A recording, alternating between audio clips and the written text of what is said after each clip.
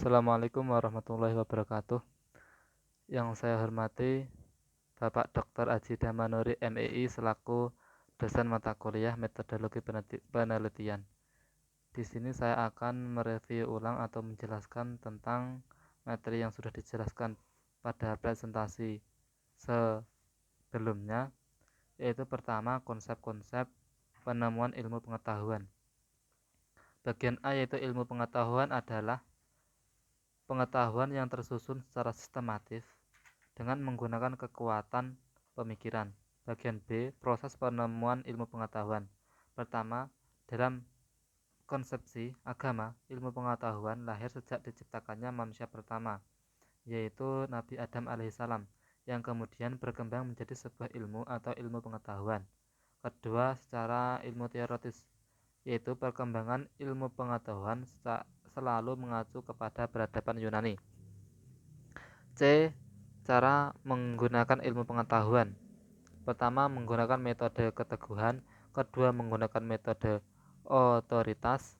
Ketiga, metode tradisi. Dan keempat, metode ilmiah.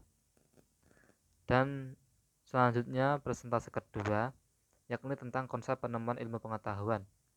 Ilmu pengetahuan yaitu seluruh usaha sadar untuk menyelidiki, menemukan, dan menghangatkan pemahaman manusia dan berbagai segi kenyataan dalam alam manusia. B. Ciri-ciri pengetahuan. Pertama, objektif. Kedua, metodis. Ketiga, sistematis. Dan keempat, universal. Bagian ke C, perkembangan pengetahuan menurut pakar.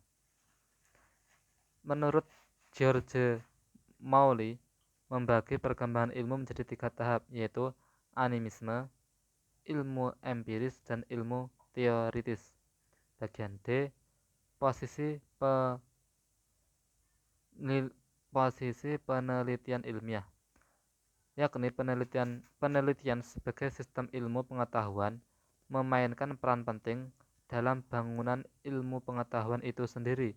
Penelitian memiliki kesempatan untuk mengupgrade ilmu pengetahuan yang membuat up-to-date dan canggih dalam aplikasi serta saat dibutuhkan masyarakat. Presentasi selanjutnya yaitu materi ketiga tentang mengidentifikasi bentuk-bentuk penalaran ilmiah. Penalaran ilmiah adalah kemampuan berpikir sistematis dan logis untuk menyelesaikan masalah dengan metode ilmiah.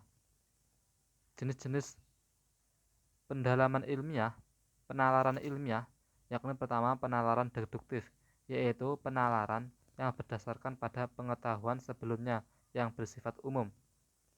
masih bersifat umum tentunya. Kedua, penalaran induktif, yaitu penalaran yang berasal dari pengetahuan sebelumnya mengenai sejumlah kasus yang sejenis atau lebih kecil lingkupnya. Ketiga, penalaran secara logis dan analisis.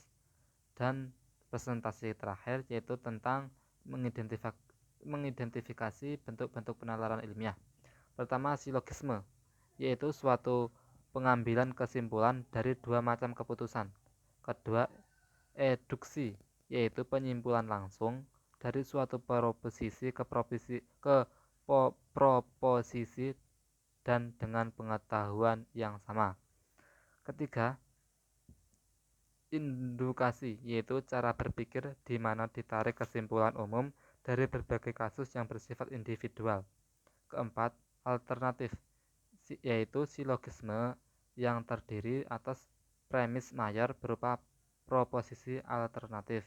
Kelima, hipotetik, yaitu argumen yang premis mayornya berupa proposisi hipotetik. Keenam, kategoris, yaitu silogisme yang terdiri dari 3 proposisi kategoris. Ketujuh, deduktif, yaitu silogisme yang premis mayornya keputusan deduktif sedangkan minornya berasal dari kategorik. 8. Entimen, yaitu penalaran deduksi secara langsung. Dan terakhir yaitu analogi, yaitu suatu kesimpulan yang diambil kesimpulan gejala-gejala khusus menuju gejala lainnya. Sekian ulasan dari saya. Apabila ada kesalahan, saya mohon maaf yang sebesar-besarnya. Akhir kata, wabillahi taufiq wal hidayah, wa ridha wa inayah.